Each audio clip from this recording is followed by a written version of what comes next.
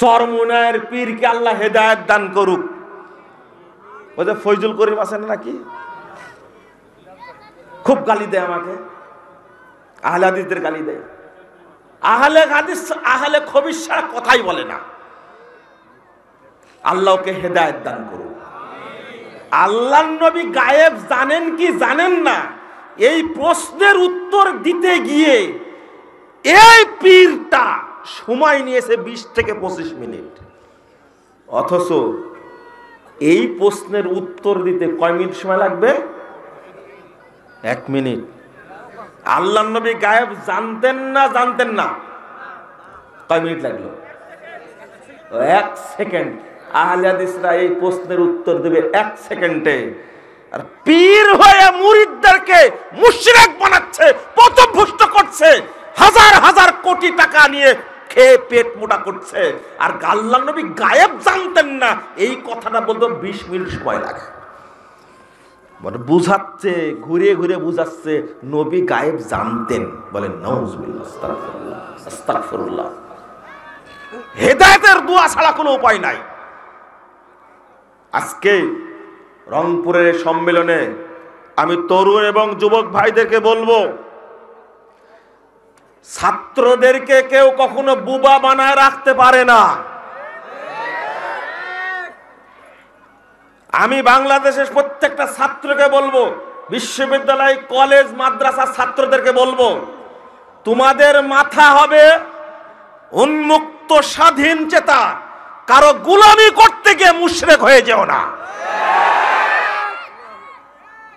যে সমস্ত নোংরামের মধ্যে ঢুকে যাওয়ার কারণে বাংলাদেশের শত শত ছাত্র স্বপ্ন নিয়ে মায়ের স্বপ্ন পূরণ করবে, দেশের স্বপ্ন পূরণ করবে বলে বিশ্ববিদ্যালয়ে যাই, কলেজে পড়তে যাই, নোংরা পচা রাজনীতির সাথে জড়িয়ে পড়ে জীবনটা ধ্বংস করে, পরিবার ধ্বংস করে। তুমি আজকে বুঝা শেখো, তুমি মুহাম্মদুর রাসূলুল্লাহ সাল্লাল্লাহু আলাইহি সাল্লামের আদর্শ জীবন গড়ার চেষ্টা করো।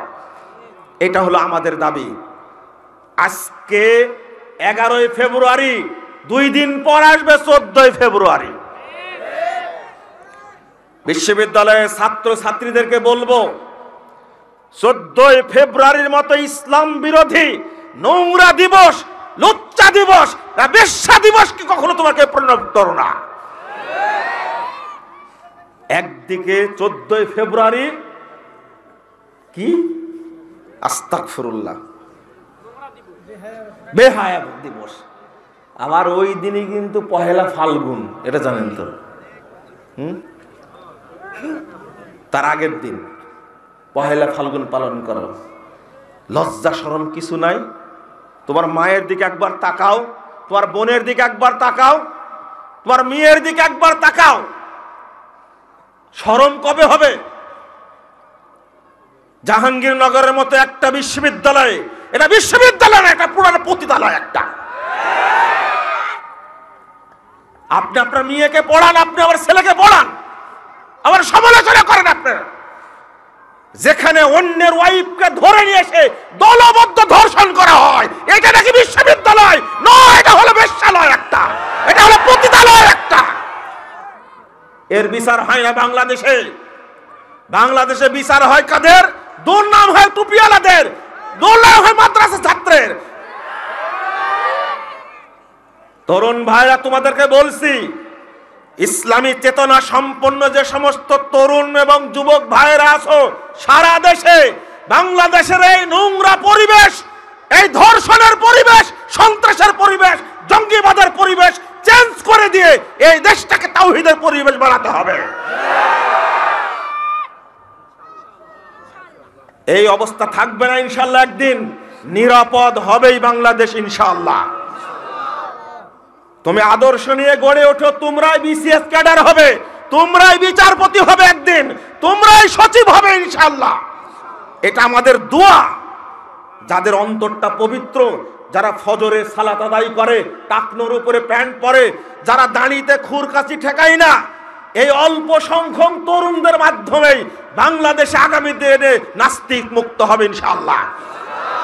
আজকে শিক্ষা ব্যবস্থার অবস্থা খুব জটিল, কেন তোমাদেরকে বলবো না? যে মেয়েটাকে ধর্ষণ করা হয়েছে দলবদ্ধভাবে, যদি ওই মেয়েটা, ও সাংবাদিক, যদি তোমার ওয়াইফ হতো, তোমার বোন যদি হতো, অবস্থাটা কি দাঁড়াতো? আমি আরো একটু আগে যাই, আজ পর্যন্ত তাদের শাস্তির নিয়ে আসা হয় না।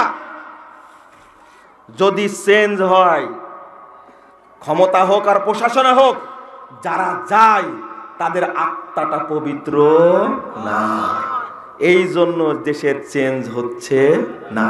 আমি তরুণদের নিয়ে স্বপ্ন দেখি। আমি দাওয়াত দিচ্ছি আজকে আগামী 15 এবং 16 বাইপাইলের মহাসম্মেলন বাংলাদেশ জমিয়ত আহলে হাদিস কর্তৃক আয়োজিত এই সম্মেলনে তরুণ ভাইদেরকে অংশগ্রহণের অনুরোধ জানাচ্ছি। আমি মাঝে মাঝে অনুপ্রাণিত হই। হজ্জে যখন যাই, আরাফার মাঠে দেখি এক শ্রেণীর তরুণ খেদমত করছে, মিনাতে দেখি এক শ্রেণীর তরুণ খেদমত করছে, মুজদালেফায় দেখি এক শ্রেণীর তরুণ খেদমত করছে। সারা বছর তওয়াফের সময় খেদমত করছে, কেউ পানি দিচ্ছে, কেউ টিস্যু দিচ্ছে, কেউ ঠান্ডা পানি মুখে দিচ্ছে। কত তৃপ্তি যে পাচ্ছে এই হাজিরা উমরাকারীরা।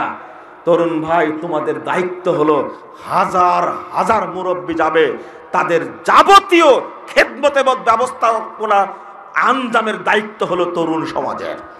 আমি সুববানের ছেলেদেরকে বলেছি যে কোনো ত্রুটি যেন না হয়, প্রমাণ করে দিতে হবে বাংলাদেশে আহলে হাদিসরা ঐক্যবদ্ধ এবং আমরা পারি এরকম সম্মেলনের আয়োজন করতে ইনশাআল্লাহ। আল্লাহ তুমি কবুল করো, আমিন ইয়া রাব্বাল আলামিন। আজকে আপনাদের ধন্যবাদ দেওয়ার কোনো ভাষা আমার নাই। শুরু হয়েছে অনেক আগ থেকে, এখন পর্যন্ত আপনারা থাকবেন এটা আমি কল্পনা করিনি। তবে আমাদের এক শ্রেণীর তরুণ উপহার দেব আমরা, যাদের দ্বারা আগামী দিনে দেশ গড়বে ইনশাআল্লাহ। ইনশাআল্লাহ এই দেশে একদিন মাজার পূজা থাকবে না ইনশাআল্লাহ। মনে করে দি, সৌদি আরবের মাজার পূজা ছিল, কবর পূজা ছিল, মূর্তি পূজা ছিল, আজকে আছে? এক মোহাম্মদ বিন আব্দুল ওয়াহাবের হুঙ্কারে পুরো আরব বিশ্ব থেকে এই সমস্ত মূর্তি পূজা, মাজার পূজা বিদায় হয়েছিল। আমরা দোয়া করছি, আল্লাহ তুমি এই দেশ থেকে মূর্তি পূজা, মাজার পূজা, কবর পূজা, গাছ পূজা, শিরক এবং বেদাতকে তুমি দূর করে দাও। বলেন আমিন, বলেন। আল্লাহর কাছে বলছি, আল্লাহ তুমি এই দেশটাকে তাওহীদের দেশ হিসেবে কবুল করে নাও, আমিন ইয়া রাব্বাল আলামিন। আমি শেষে আবেদন জানাবো আপনাদের কাছে, সেটা হলো এই সম্মেলন বাস্তবায়ন করতে গিয়ে অনেক খরচ হয়েছে। আপনারা কিছু টাকা দিবেন, আমি বললে দিবেন না মনে হয়, তাই না?